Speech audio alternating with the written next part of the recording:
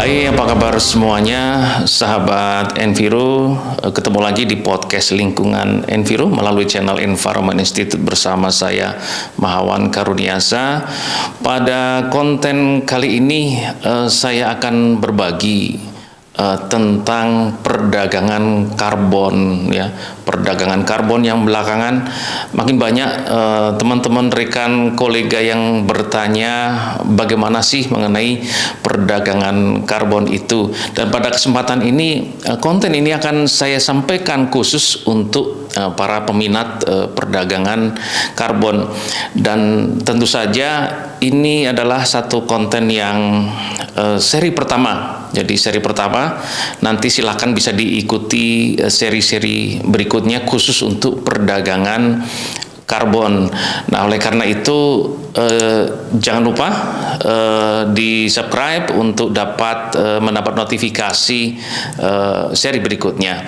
Kemudian juga di konten ini ikutin terus sampai akhir, karena beberapa hal yang saya sampaikan itu yang banyak ditanyakan teman-teman yang ingin mulai beraktivitas melakukan perdagangan karbon gitu ya.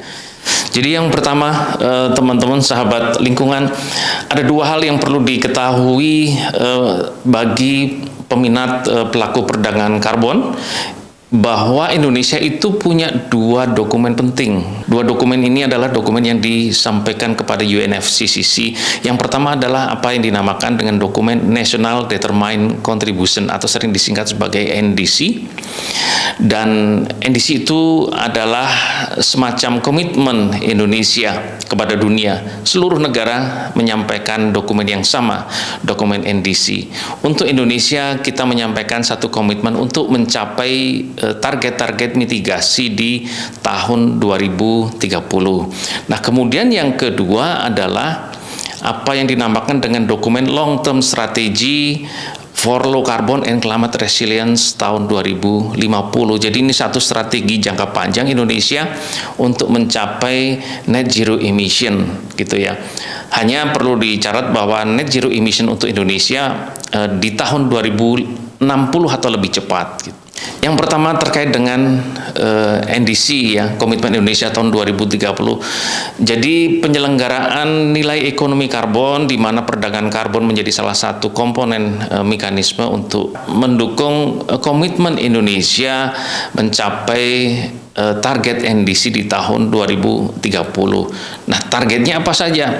Ada dua targetnya. Yang pertama adalah target Indonesia akan mengurangi emisi 29% di tahun 2030 dengan kemampuan sendiri. Jadi ini kaitannya dengan perdagangan karbon dalam negeri. Angkanya 29% target untuk mengurangi emisi nasional di tahun 2030. Nah, untuk di tahun 2030, di tahun yang sama, Indonesia juga punya target NDC yang berbeda, yaitu 41%. Namun 41% ini adalah dengan kerjasama internasional.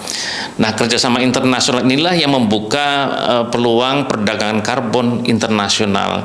Jadi sekali lagi, dokumen NDC kita punya dua target yang didasarkan pada kemampuan Indonesia sendiri untuk mengatasi mitigasi, untuk melakukan mitigasi 29%, itu yang menjadi dasar untuk perdagangan karbon dalam negeri. Kemudian perdagangan karbon dengan luar, perdagangan karbon luar negeri, Indonesia dan pihak lain yang ada di luar, adalah terkait dengan target reduksi emisi atau mitigasi 41%. Namun ini ya, teman-teman peminat perdagangan karbon, angka 29% dan 41% itu adalah angka rata-rata. Jadi di dalam dokumen NDC itu ada 5 sektor NDC. Bukan sektor pembangunan, tetapi sektor NDC. Jadi ada energi, ada industri, ada sampah, ada kehutanan, dan ada pertanian. Nah, masing-masing itu punya target yang berbeda-beda. Bukan lagi 2941, 29 dan 41 itu adalah rata-rata. Jadi contohnya misalkan di sektor energi, target reduksi emisinya itu bukan 29%, tetapi 19% dengan kemampuan sendiri. Kemudian untuk kerjasama internasional di sektor energi targetnya bukan lagi 41% tetapi 27%. Jadi itu berbeda-beda. Nah, sebaliknya di kehutanan misalkan itu target untuk mereduksi emisi tanpa bantuan internasional dengan kemampuan sendiri itu reduksinya 70%. Sedangkan dengan kerjasama internasional reduksi emisinya targetnya adalah luar biasa 97%. Jadi sektor satu dengan yang lain berbeda. Jadi bisa lihat di tabel ini, energi itu 19%, limbah 4%, industri 4%, pertanian 8%, dan kehutanan 70%. Untuk target reduksi emisi dengan kemampuan sendiri. Sedangkan dengan kerjasama internasional, maka energi mereduksi 27%, limbah 14%, kemudian industri 5%, pertanian 3%, dan kehutanan 97%. Itu berbeda-beda. Jadi teman-teman peminat itu posisinya ada di mana? Di sektor NDC yang mana? Energikah, industrikah, limbahkah, kehutanan, atau pertanian? Berbeda targetnya. Nanti ini kaitan dengan yang akan saya sampaikan berikut ini ya. Ada mekanisme pelaksanaan penyelenggaraan nilai ekonomi karbon gitu ya. Jadi perdagangan karbon itu hanya salah satu mekanisme pelaksanaan penyelenggaraan nilai ekonomi karbon. Jadi ada 4 ya. Ada 4 mekanisme pelaksanaan penyelenggaraan nilai ekonomi karbon. Yang pertama adalah perdagangan karbon. Jadi perdagangan karbon ini adalah mekanisme pasar atau jual beli. Kemudian yang kedua adalah pembayaran berbasis kinerja. Kalau perdagangan karbon, ini yang banyak ditanya. Nah, kalau perdagangan karbon itu hak atas karbonnya berpindah dari yang menjual ke yang membeli. Namun kalau pembayaran berbasis kinerja, hak atas karbonnya tidak berpindah karena konsepnya adalah insentif ekonomi. Jadi hak atas karbon itu masih tetap dipegang oleh yang menerima insentif itu.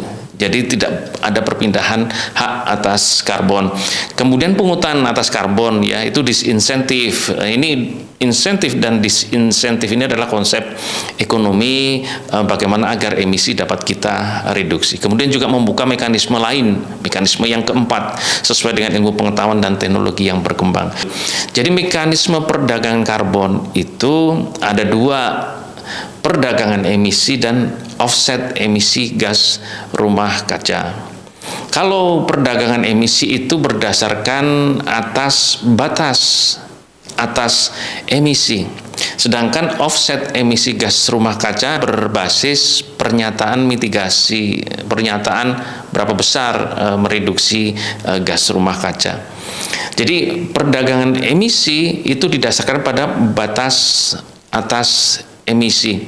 Nah, batas atas emisi ini kalau kita melihat dari aspek emisi yang terjadi dan penyerapan yang terjadi, maka kan bicara wilayah dan bicara waktu.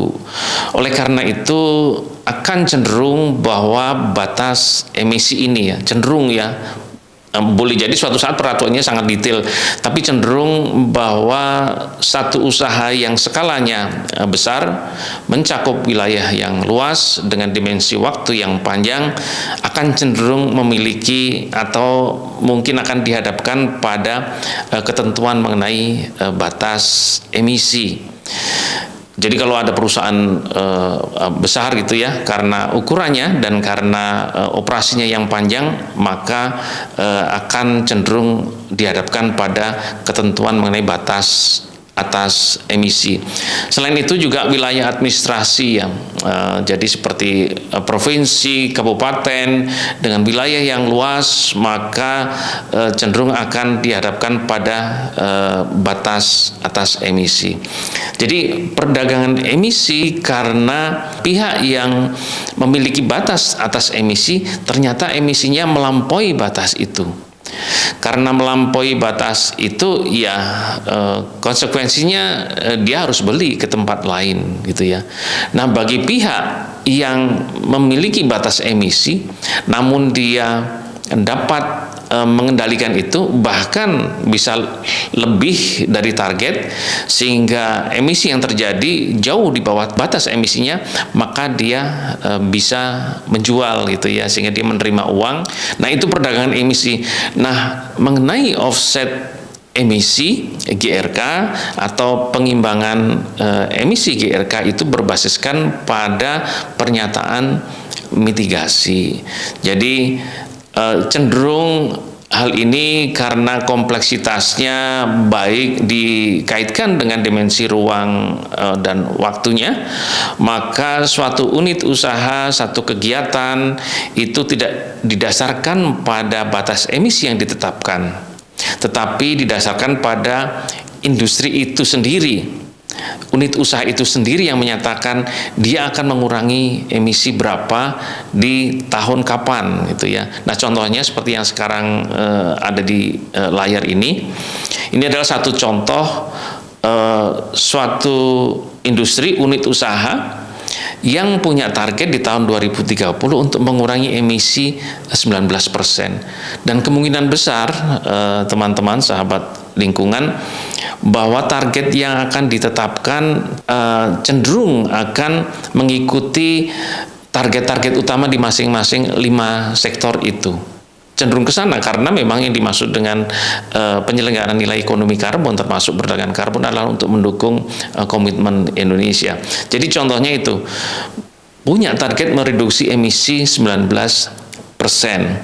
Nah, pada saat dia melaksanakan itu berproses, ternyata dia tidak dapat mengurangi 19%, ternyata kurang dari itu, misalkan hanya 10%, berarti kurang 9, dan dia harus beli di tempat lain. Sebaliknya, kalau emisi yang dia capai itu mampu di atas target, targetnya 19%, kemudian ternyata dia mampu mereduksi 30%, berarti dia mereduksi lebih banyak. Nah, oleh karena itu dia bisa menjual ke pihak lain gitu ya. Jadi itu bagaimana sih dasarnya khususnya terkait dengan supply demand gitu ya. Jadi kapan sebagai posisi pembeli, kapan sebagai posisi penjual. Nah, itu tadi kalau kita melihat dari perdagangan karbon yang memiliki 2 mekanisme, yaitu perdagangan emisi yang didasarkan pada batas atas emisi, pengimbangan emisi gas rumah kaca atau offset emisi gas rumah kaca yang didasarkan pada pernyataan mitigasi atau punya target yang mereka hitung. Oleh karena itu perusahaan-perusahaan mulai menghitung gitu ya, mulai punya rencana umum, punya roadmap bagaimana tahun 2030, bagaimana kalau tidak dilakukan mitigasi itu emisinya berapa, kemudian kalau mereka melaksanakan rencana mitigasinya itu emisinya menjadi berapa. Nah, sudah banyak yang mulai menghitung itu untuk memperkirakan posisinya di mana, perlu membeli atau tidak. Kemudian dasar dari perdagangan karbon itu adalah untuk mendukung pencapaian NDC Indonesia. Namun pada saat yang bersamaan Indonesia yang terakhir sudah menyampaikan apa yang dinamakan dengan updated NDC yang sudah diperbaharui yang angkanya tadi 29% dan 41%. Sebelumnya 29% dan sedikit kurang dari 41%. Nah, NDC yang sekarang ini, updated NDC itu masih belum sepenuhnya sejalan dengan net zero emission tadi yang ingin mencapai di jangka panjang 2050, target net zero emisinya 2060 atau lebih cepat. Oleh karena itu sedang dalam proses NDC kita untuk disesuaikan dengan jalur menuju net zero emission Indonesia.